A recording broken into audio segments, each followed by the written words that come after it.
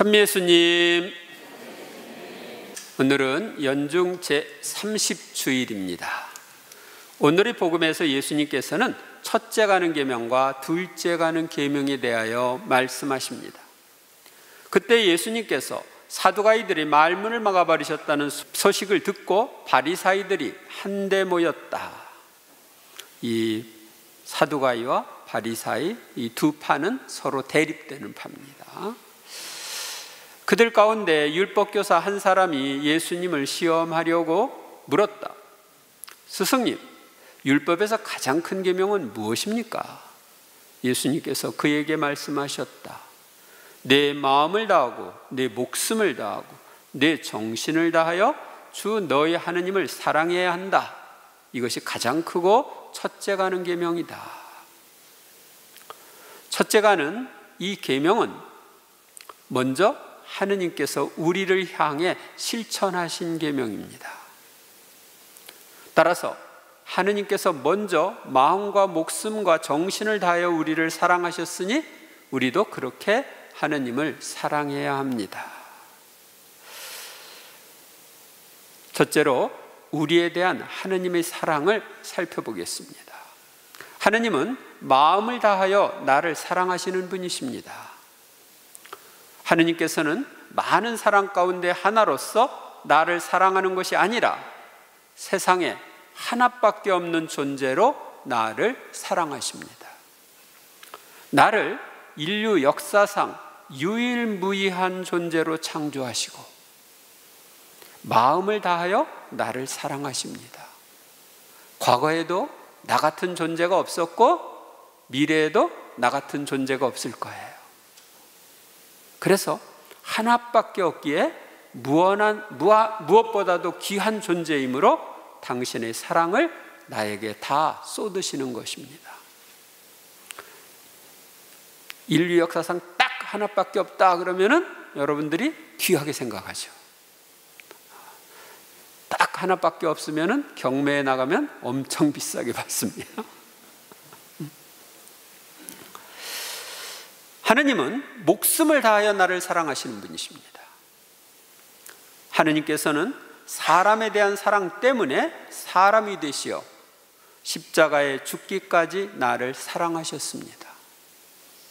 인류를 도매금으로 사랑하신 것이 아니라 한 사람 한 사람을 깊이 사랑하시어 목숨을 바치셨습니다. 하느님은 세상에 나 한 사람만 있었어도 나를 구원하기 위해서 이 세상에 오시고 목숨을 바치셨을 것입니다. 그만큼 한 사람 한 사람을 무한한 사랑으로 사랑하십니다. 그래서 초기 교회의 신자들은 예수님이 나를 위해서 목숨을 바쳤으니 내가 그분을 위해서 목숨을 바치는 건 당연한 거 아닌가? 이렇게 생각하면서 순교를 했던 것입니다. 하느님은 정신을 다하여 나를 사랑하시는 분이십니다.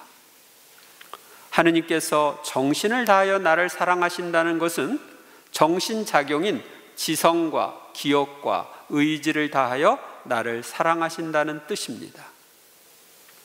이는 하느님께서 예수님을 사랑하시듯이 나를 사랑하신다는 뜻입니다.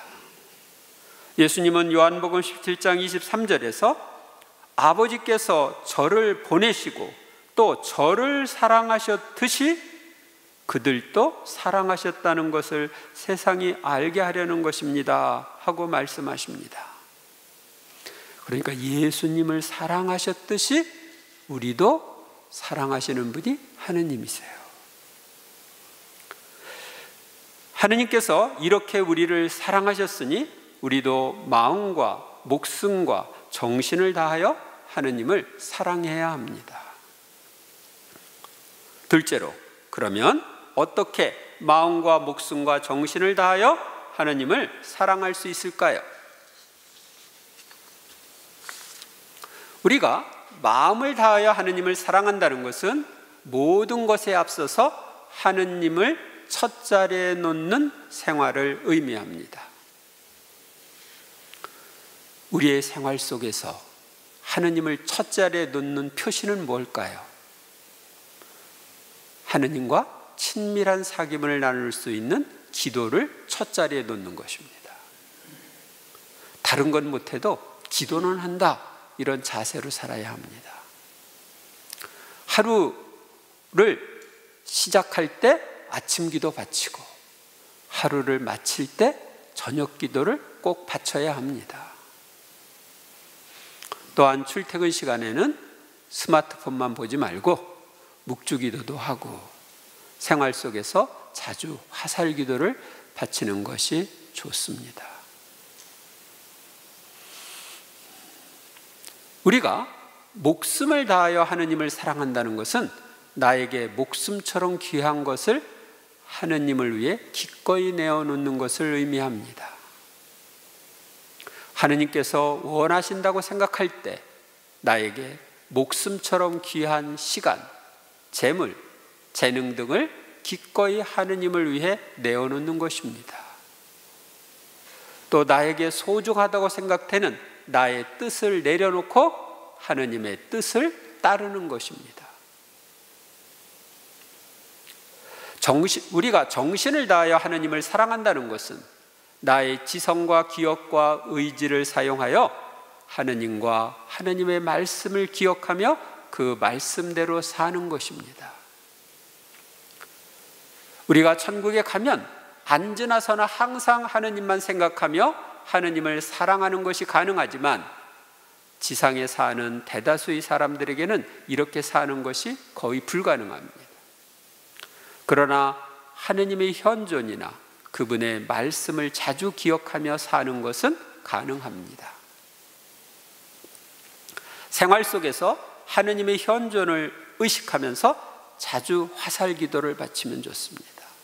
예수님, 예수님, 하느님 아빠, 아버지 사랑합니다, 찬미합니다. 이렇게 짧은 우리는 화살 기도를 바칠 수 있습니다. 또 마음에 다가오는 짧은 성경 구절이나 단어를 기억하면서 그대로 사는 것은 정신을 다하여 하느님을 사랑하는 훈련을 하는 것입니다. 예를 들면 서로 사랑하여라 하는 말씀을 자꾸 생활 속에서 되뇌이면서 그 말씀대로 사는 것이죠. 회개해라요. 그러면 회개에 관한 것을 계속 묵상하면서 내가 뭘 회개해야 되나 하면서 사는 거죠. 셋째로 이웃 사랑에 대해서도 살펴보겠습니다. 오늘 복음에서 예수님은 둘째도 이와 같다. 내 이웃을 너 자신처럼 사랑해야 한다는 것이다 하고 말씀하십니다. 이웃을 너 자신처럼 사랑해야 한다는 말씀을 실천하려면 어떻게 해야 할까요? 오늘의 독서 말씀은 그 해답을 주고 있습니다. 오늘의 제1독서에 보면 이웃을 사랑하는 방법은 이웃의 권리를 나의 권리처럼 인정하고 존중하는 것입니다. 너희는 이방인을 억압하거나 학대해서는 안 된다. 너희도 이집트 땅에서 이방인이었다. 너희는 어떤 과부나 고아도 억눌러서는 안 된다. 너희가 그들을 억눌러 그들이 나에게 부르짖으면 나는 그 부르짖음을 들어줄 것이다. 이웃을 자신처럼 사랑하려면 먼저 이방인, 과부, 고아 같은 이웃의 입장을 내 입장과 바꾸어 놓고 생각해 보아야 합니다. 그리고 하느님께서 당신의 작품인 이웃을 나와 똑같이 사랑하시고 나도 그렇게 사랑하길 바라신다는 것을 기억해야 합니다. 바빌론 포로 생활을 한 유다인들은 이웃을 자신의 동족만을 가리킨다고 생각했습니다. 그래서 유다인들은 이방인들을 멀리하고 멸시했습니다. 그리고 접촉 안 하려고 그랬어요. 지금도 그렇게 하기에 팔레스타인 사람들과 유다인들 사이에는 문제가 많습니다. 제가 이스라엘에서 한 3개월 머무르면서 경험을 했던 것은 이래서 이 사람들이 폭탄 테러를 하는구나 하는 그들의 심정을 아는 것이었습니다. 원래 팔레스티나 땅은 다 그들 땅이었거든요. 그리고 전쟁을 통해서 이스라엘이 예루살렘을 점령했어요. 그 예루살렘을 자기들이 왔다 갔다 마음대로 했었는데 이제 왔다 갔다 마음대로 못해.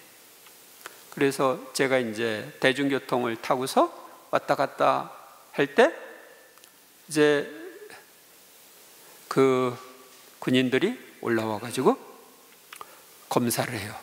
그래서 출입증이 없는 사람들은 예루살렘 쪽으로 못 가.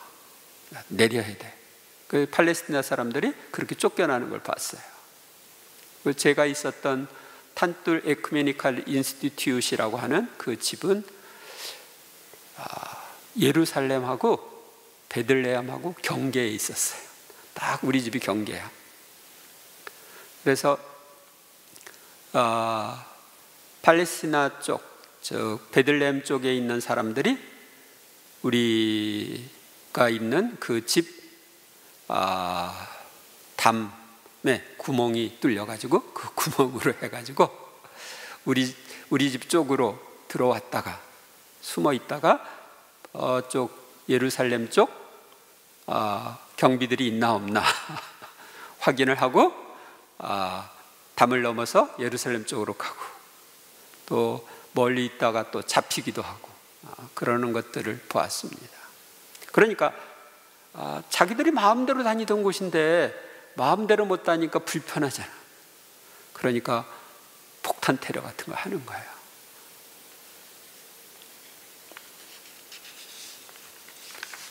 우리가 이웃을 사랑하는 것은 이웃에게 물질적인 도움을 주는 것입니다. 너희가 나의 백성에게 너희 곁에 사는 가난한 이들에게 돈을 구워 주었으면 그에게 채권자처럼 행세해서도 안 되고 이자를 물려서도 안 된다. 너희가 이웃의 겉옷을 담보로 잡았으면 해가 지기 전에 돌려주어야 한다. 이자도 받지 말고 담보도 돌려줘라. 이런 얘기죠. 가난한 이들이 돈을 꾸는 것은 벌어먹고 살기 위한 것인데 이자를 받으면 더 힘들게 됩니다. 이자를 받지 않고 꾸어주는 것은 그 사람도 나처럼 잘 살도록 뒷받침해 주는 것이며 이웃 사랑을 실천하는 것입니다. 빚을 갚지 못했다고 담보로 잡은 것까지 가로채면 이웃은 알거지가 됩니다. 여기에는 이웃 사랑의 정신이 없습니다. 그러나 우리 사회는 그렇게 하고 있습니다. 남은 재산까지 경매에 붙여서 알거지가 되게 합니다. 그래서 부자는 더욱 부자가 되고 가난한 사람은 더욱 가난한 사람이 됩니다.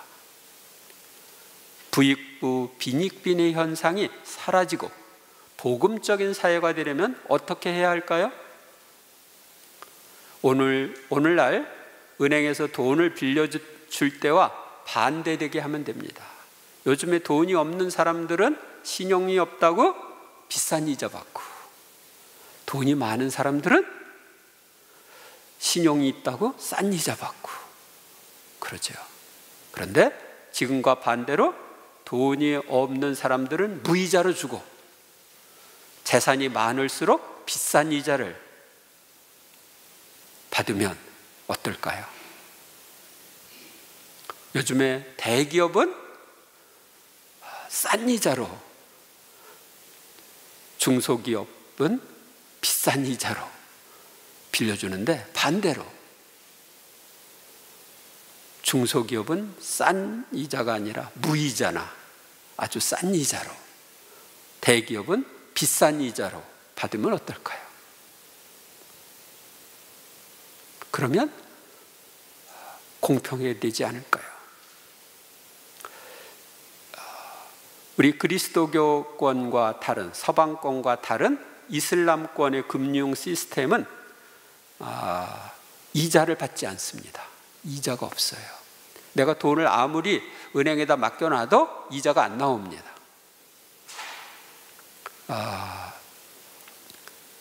내가 돈을 맡겼다가 언제든지 찾을 수 있는 그런 것은 있는데, 이자는 그 이슬람 율법에서 금지하고 있기 때문에 못 받는 거예요. 단 받을 수 있는 방법이 하나 있는데, 그것은 투자를 하는 겁니다. 투자를 해서 투자에서 수입이 나오면 그것을 분배해 줍니다. 그런데 투자를 했을 때 손실이 나잖아요. 그러면 그냥 내가 다 떠안는 거예요. 그걸로 끝이에요. 그런데 금융회사들은 그 투자를 할 때도 아무데나 투자할 수 있는 게 아니에요. 이스라엘 율법이 금지하는 것에는 투자를 못해. 할 수 있는 곳만 투자를 합니다. 예를 들면은 이스라엘 율법에서 돼지고기 먹지 마라 그랬는데 돼지 기르는 사업에 투자할 수 없어요. 술을 금지하고 있는데 술 사업에 투자할 수가 없어요.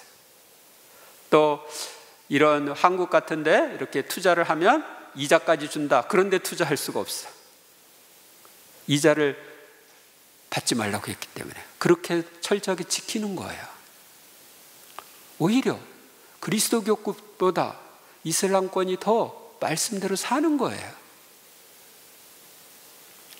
또 살인하지 말라는 법이 있죠?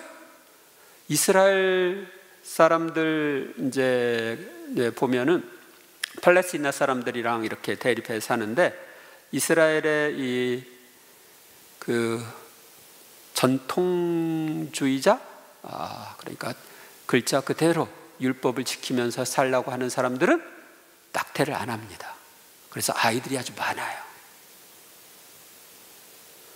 그런데 현대화된 사람들은 낙태를 하죠. 우리가 살인하지 말라는 계명을 분명히 받았어요. 그런데 태중의 아기까지 죽이는 살인을 오늘날 정당화하고 있어요.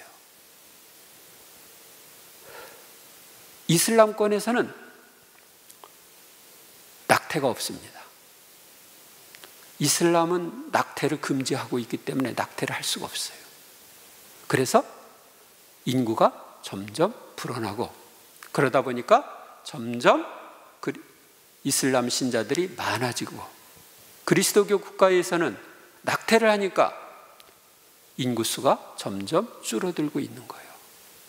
우리나라도 이제 내년부터는 인구 감소하는 나라로 들어간다고 합니다. 그런데도 정치권은 낙태를 자유화, 낙태법 뭐 이런 것들을 검토하고 있는 거죠. 아니, 태중에 자기 자식을 죽이면서 죄 없다고 얘기하는 사람이 어디 있어요? 그걸 면피한다고 법으로 제정하는 나라가 어디 있어요? 오히려 태어난 아이보다 아무 힘도 없는 무기력한 태중의 아이를 더 보호해야 되지. 태아를 보호하는 법은 못 만들 망정, 그것을 오히려 해치는 법을, 정당화하는 법을 만드는 이런 무분별한 환경 속에 우리는 살고 있습니다. 또 그런 것을, 그런 낙태법이나 이런 것들을 발의하는 사람들 중에 천주교 신자들이 있어요. 천주교 국회의원들 중에도 그걸 발의하는 데 동의하는 사람들이 있어. 자기 정치 생명 때문일 수도 있지만 생명이 무엇보다 소중한데 그렇습니다.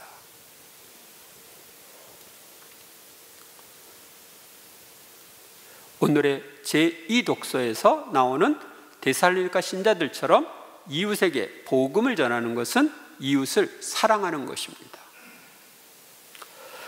주님의 말씀이 여러분에게서 시작하여 마케도니아와 아카이아에 울려 퍼졌을 뿐만 아니라 하느님에 대한 여러분의 믿음이 곳곳에 알려졌습니다.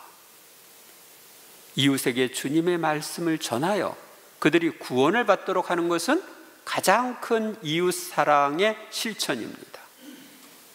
이는 그를 영원한 천국에 가게 하는 것이기에 영원히 남는 이웃 사랑의 실천입니다. 나는 과연 얼마나 복음을 전하여 이웃 사랑을 실천했는지 살펴보시기 바랍니다. 오늘 우리는 첫째 계명과 둘째 계명에 대해서 들었습니다. 우리는 첫째가는 계명대로 마음과 목숨과 정신을 다하여 하느님을 사랑하기 위해 먼저 기도를 삶의 첫 자리에 놓아야 하겠습니다. 그리고 목숨처럼 귀한 시간, 재물, 재능, 내 뜻을 하느님께 바치고 나의 정신으로 하느님의 현존과 그분의 말씀을 기억하며 살아야 하겠습니다. 우리가 둘째 계명대로 이웃을 나 자신처럼 사랑하기 위하여 이웃을 나와 똑같은 사람으로 존중하고 사랑해야 하겠습니다. 가난한 이웃과 물질을 나눔으로써 이웃 사랑을 실천해야 하겠습니다. 무엇보다도 이웃에게 하느님의 말씀을 전하여 그를 구원의 길로 인도함으로써 영원히 남을 이웃 사랑을 실천해야 하겠습니다. 그런데 내가 이렇게 하느님 사랑과 이웃 사랑을 실천한다고 해서 하느님께 보탬이 될까요? 하느님께 아무 보탬이 되지 않습니다. 왜냐하면 하느님은 인간이 보태드릴 정도로 불완전한 분이 아니세요. 이렇게 실천하는 것은 나에게 유익이기 때문에 실천하라고 하는 거예요.